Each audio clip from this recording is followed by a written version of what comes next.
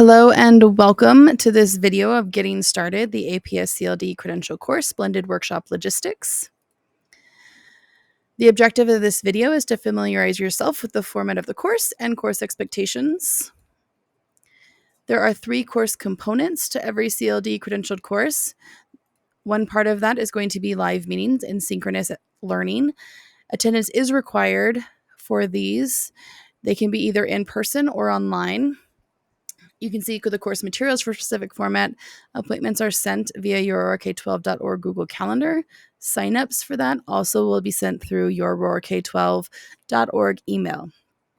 For Powerful Social Studies, we have one in-person synchronous attendance required meeting. There is an additional optional online synchronous meeting that you can sign up for as well. So you have both options. So one is required, the other you have the option to do live, or you can do a traditional discussion board, which we're going to talk about now. Then you have independent work, which is asynchronous. The majority of the learning within this course is going to be asynchronous. It's going to include explore and learn, which is where you're going to get new information, apply, where you're going to put your learning into action within your classroom, and then reflecting and discussing with your colleagues on how the apply went. You're going to work at your own pace within that unit window, and assignment due dates are listed on the course homepage. The third component is going to be connection, application, and active impact on student learning. This really is the whole point why we have these courses.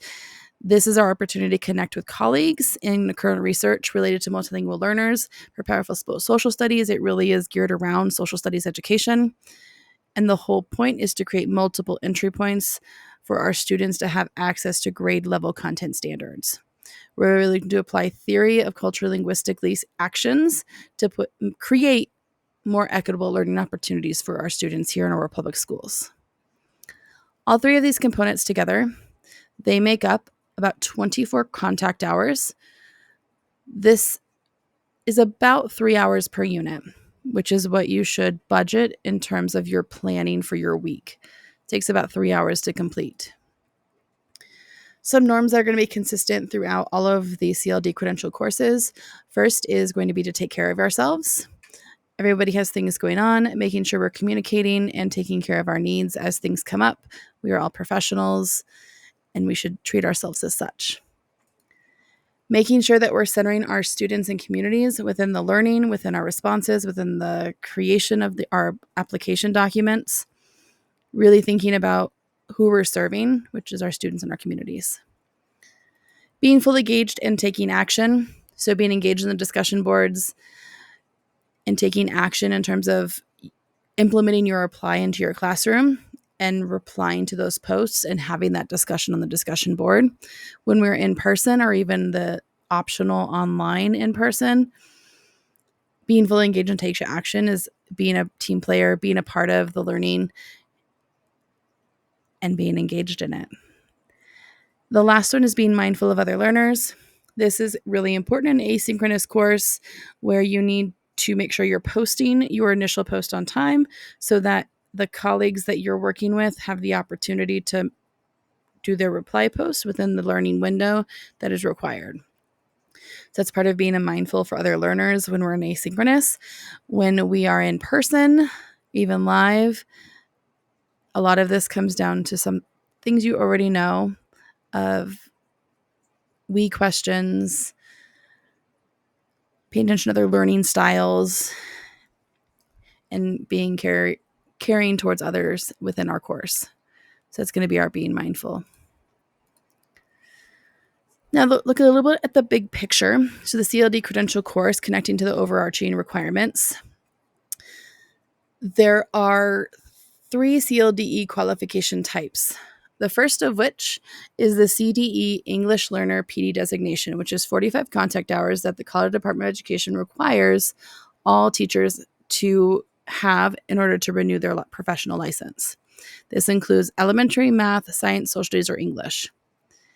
This, however, does not satisfy the requirement for the Aurora Public Schools CLD credential as a condition of your employment.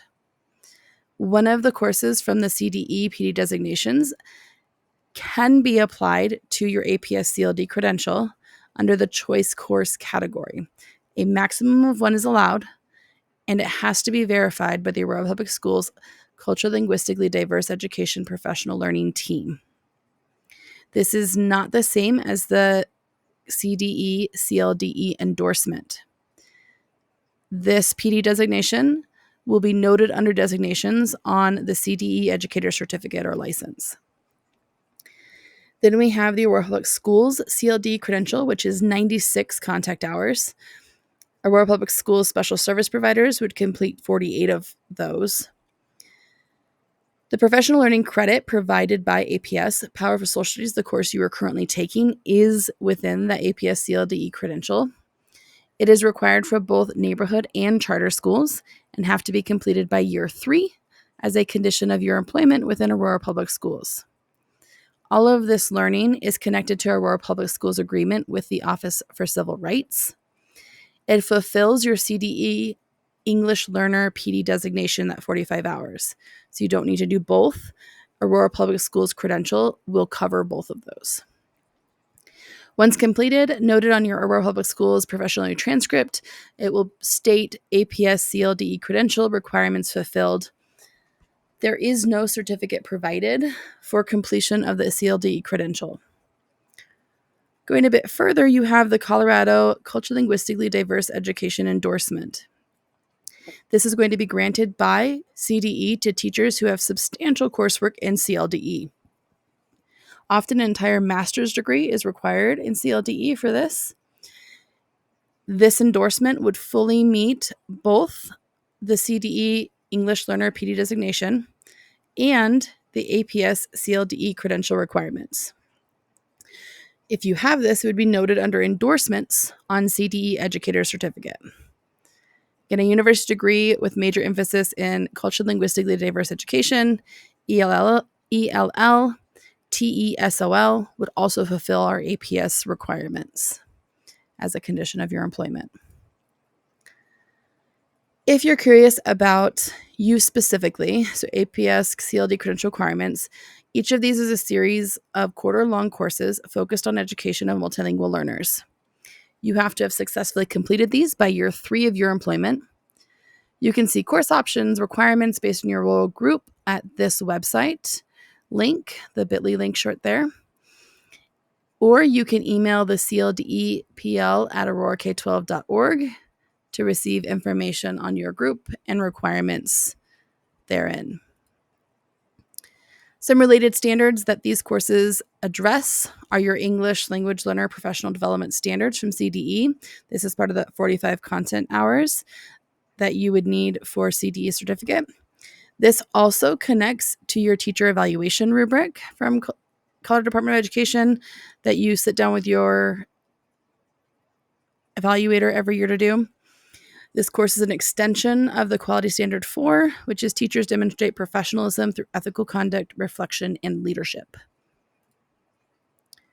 So some course resources and criteria for successful completion of the course, both engagement, feedback, and grading considerations.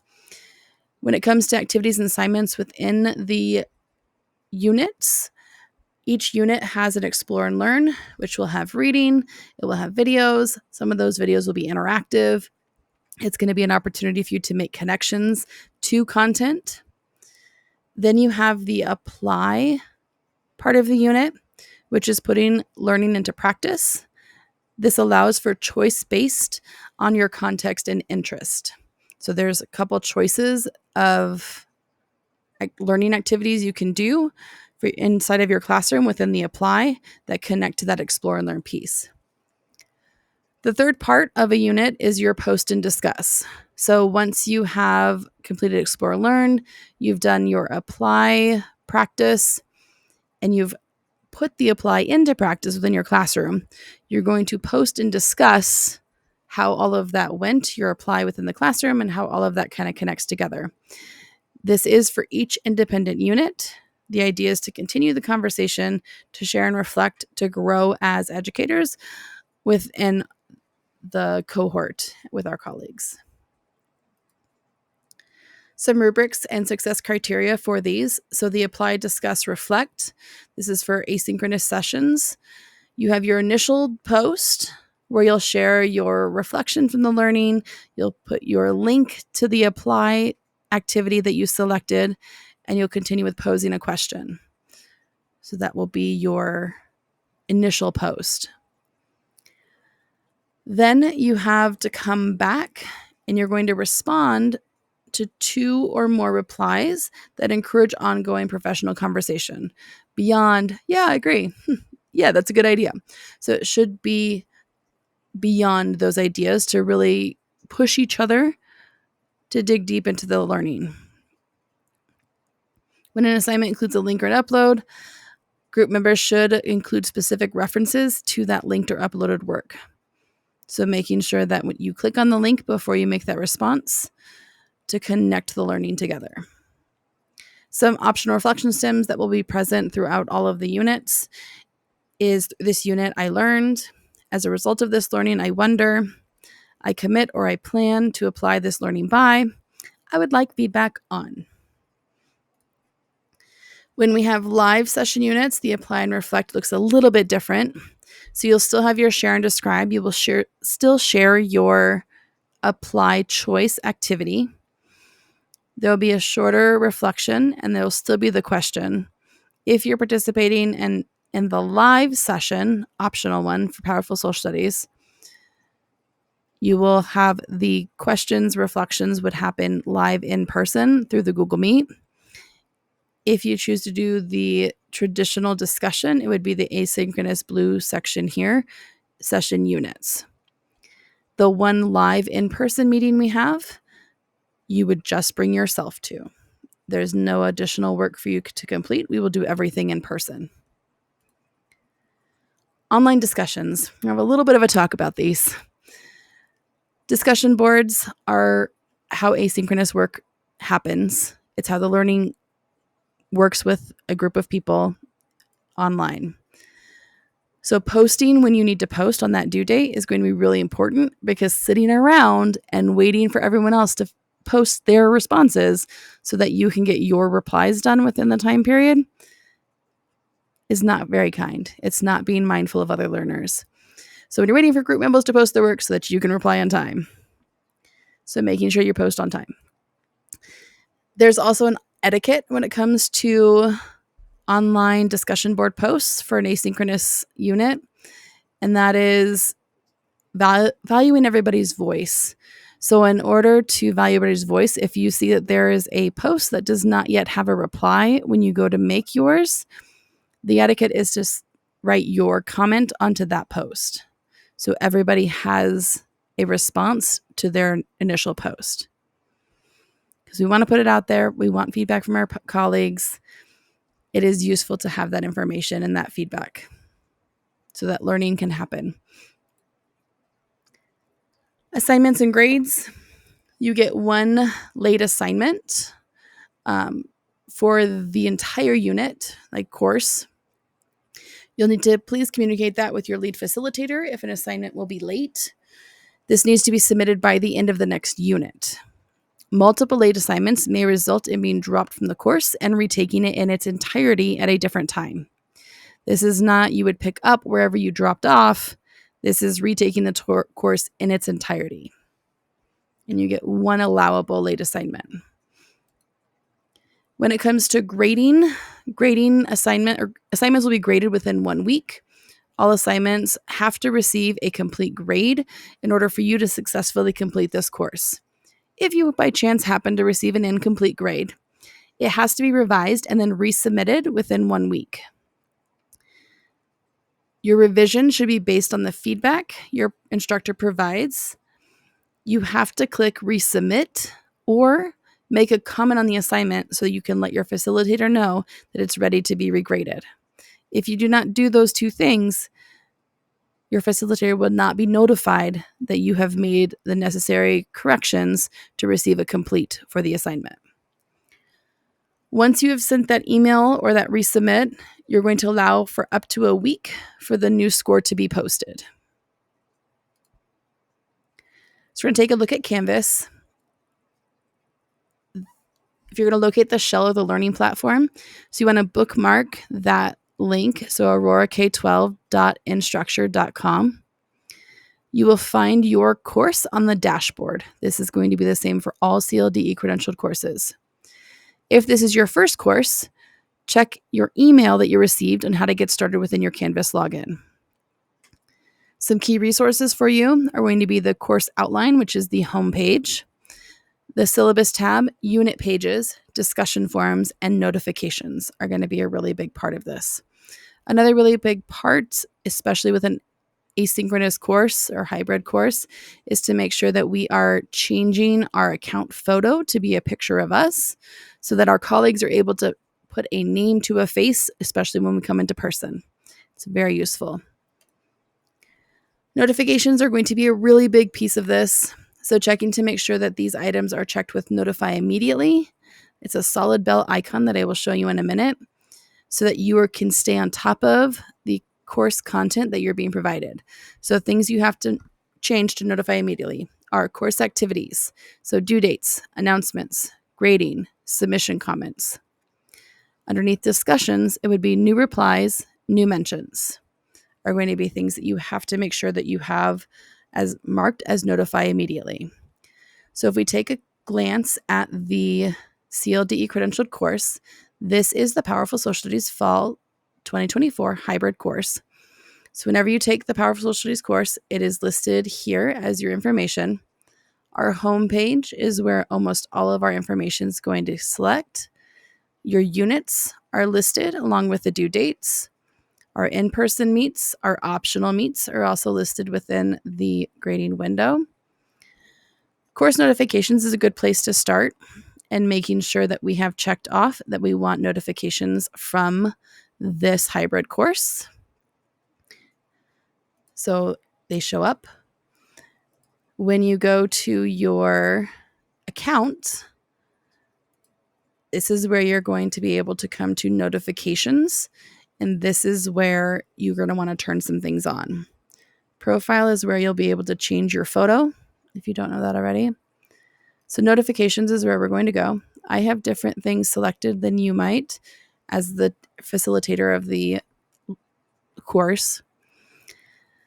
Here are the notification options. So if you download the Canvas for Students app on your devices, so your phone or your tablet device, you can have the notifications pop up for both. The solid bell is what you're looking to make sure you have selected for your notifications. And I will go back and show you what those look like. So discussions, what you want turned on, this is where you find that. Again, it's under account, notifications.